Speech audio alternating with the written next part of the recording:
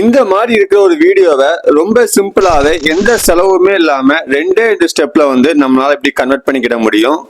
First step பாத்தீங்க அப்படின்னா நம்ம வீடியோவோட ஃபர்ஸ்ட் ஃப்ரேம் வந்து ஒரு ஸ்கிரீன்ஷாட் எடுத்து வச்சுக்கோங்க. செகண்ட் ஸ்டெப் பாத்தீங்க அப்படின்னா நம்ம ஆப்ஜெக்ட் வந்து தனியா ரிமூவ் பண்ற மாதிரி இருக்கும். இப்போ எல்லா வீடியோ எடிட்டிங் சாஃப்ட்வேர்லுமே இந்த ஆப்ஷன் வந்துருச்சு. நான் ஃபிலிமரா ஒண்டர்ஷேர்ல என்னோட ஆப்ஜெக்டை செலக்ட் பண்ணி தனியா கட் பண்ணி எடுத்துக்கிறேன். இப்போ வந்து கூகுள் ஓபன் பண்ணுங்க. ஓபன் பண்ணிட்டு நான் சர்ச் பண்ற மாதிரி சர்ச் பண்ணி ஃபர்ஸ்ட் பேஜ் வந்து ஓபன் பண்ணிக்கோங்க. ஓபன் பண்ணோன்னா பாத்தீங்கன்னா அது ஜெனரேட்டிவ் ஆர்டிஃபிஷியல்னு ஒரு ஆப்ஷன் இருக்கும். அதை கிளிக் பண்ணுங்க.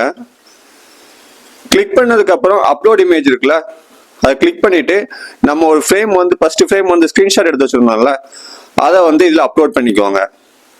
அப்லோட் பண்ணதுக்கு அப்புறம் நம்மளோட பேக்ரவுண்ட்ல எதெல்லாம் நம்ம எடிட் பண்ணணும்னு நினைக்கமோ அது எல்லாத்தையுமே மார்க் பண்ணுங்க. மார்க் பண்ணதுக்கு அப்புறம் சிம்பிளா நீங்க ஜெனரேட் கொடுத்தாலே போதும். அந்த வெப்சைட்டே நம்மளோட ஸ்கிரீனுக்கு தேவையான அதுக்கு ஃபிட் ஆகிற மாதிரி நிறைய ஆப்ஷன்ஸ் வந்து அதுல ஜெனரேட் பண்ணி கொடுக்கும். அதுல எது வேணுமோ நம்ம வந்து அதை செலக்ட் பண்ணிக்கலாம்.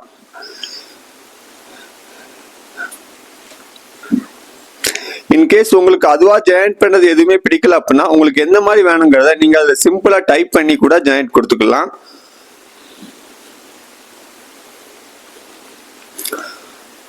ஸோ நம்மளோட பேக்ரவுண்ட் எல்லாத்தையுமே எந்த மாதிரி வேணுங்கிறத நம்ம ஜெனரேட் பண்ணதுக்கு அப்புறம் நம்ம ஆப்ஜெக்டை வந்து செலக்ட் பண்ணிட்டு ரிமூவ் ஆப்ஜெக்ட் கொடுத்து ரிமூவ் பண்ணிக்கோங்க. இப்போ இந்த இமேஜை அப்படியே டவுன்லோட் பண்ணிக்கோங்க. டவுன்லோட் பண்ணதுக்கு அப்புறம் அந்த இமேஜையும் நம்ம தனியா கட் பண்ண ஆப்ஜெக்டையும் ஒரே டைம்ல ரன் பண்ணி பாத்தீங்கன்னா இந்த மாதிரி தான் இருக்கும். ரொம்ப சிம்பிளாவே நீங்க ஜெனரேட் பண்ணிக்கலாம்.